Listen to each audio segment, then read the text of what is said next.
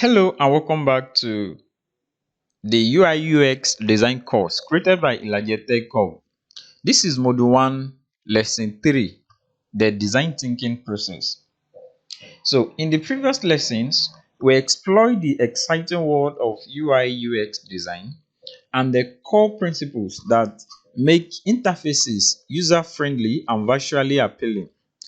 In today's video, we introduce a powerful problem solving framework called the design thinking. So, imagine you are a product developer tasked with creating a new fitness app. You could take a traditional approach and rely on assumptions about what users might want.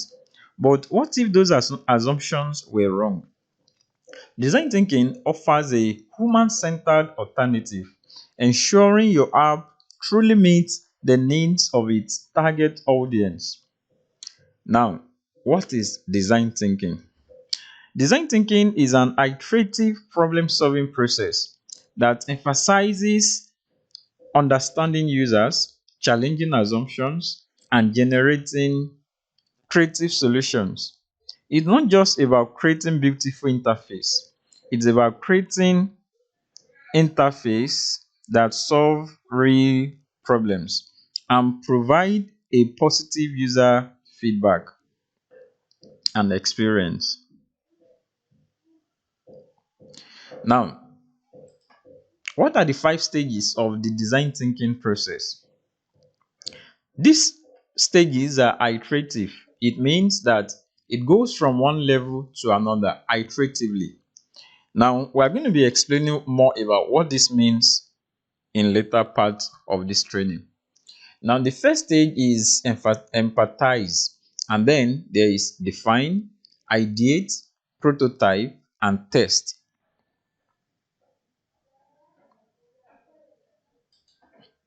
So this Stanford School creates these beautiful graphics to illustrate the design thinking process. We have the empathize, we have define, ideate, prototype, and also testing. So we're going to be taking all of these stages one after the other to understand what design thinking is about. Stage 1, empathize.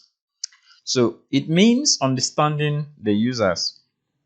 This stage is the foundation of design thinking. It's all about putting yourself in the user's shoes and developing a deep understanding of their needs, motivations, and pain points. So, here are some ways that you can actually do this. Here are some ways to achieve empathy. For example, you can conduct in-depth user interviews with potential users to understand their experiences, frustrations, and aspirations that is related to the problem you are trying to solve. You can also use user surveys. You can distribute surveys to gather broader user data and preferences. Also, you can use user observation. So, observe how users interact with existing products or services that is relevant to your project. What are their challenges? What are their workarounds and all that? So these are some few ways that you can reach empathy with your people that you are solving the problem for. Now, the second stage of the design thinking process is define. This is about framing the problem. Now, based on your user research from the empathize stage, you will now define the core problem you are trying to solve. This problem statement should be clear, concise, and user centered. For example, after interviewing potential users for your fitness app, you might discover a common pain point. People struggle to stay motivated with their fitness routines because they find existing fitness apps impersonal and lack features to track progress effectively. Now, that could be the problem statement that you came up with. You are actually able to define their problem. Now, the stage 3 of this design thinking process is ideate. This is about you brainstorming solutions. generating ideas that will solve the problem that you've identified. So, this is the creative spark. This stage is all about generating a wide range of potential solutions to the defined problem. Think of it as a brainstorming session where no idea is too crazy. Techniques like brainstorming, mind mapping, and role playing can be very helpful here. So, the goal of this brainstorming and idea stage is to come up with a diverse set of solutions, encouraging out of the box thinking. Remember, the best solution might not be the most obvious ones. Now, the stage 4 of the design thinking is prototyping. This is about building a low fidelity model of your solution. Before diving headfirst into development, we create a prototype, a basic mock-up or model of your potential solution. This could be a simple sketch on paper, a digital wireframe, or a clickable prototype. The key is to create something tangible that allows users to interact with the core functionalities of your ideas. Now, come the stage 5, test, which is about gathering users' feedback. The final stage involves testing your prototype with real users. This is where you get valuable feedback on your ideas and identify any potential usability issues. Observe how users interact with the prototype. Ask them questions about their experience and gather their feedback on the design and functionality. Now, let's talk about the iterative nature of design thinking.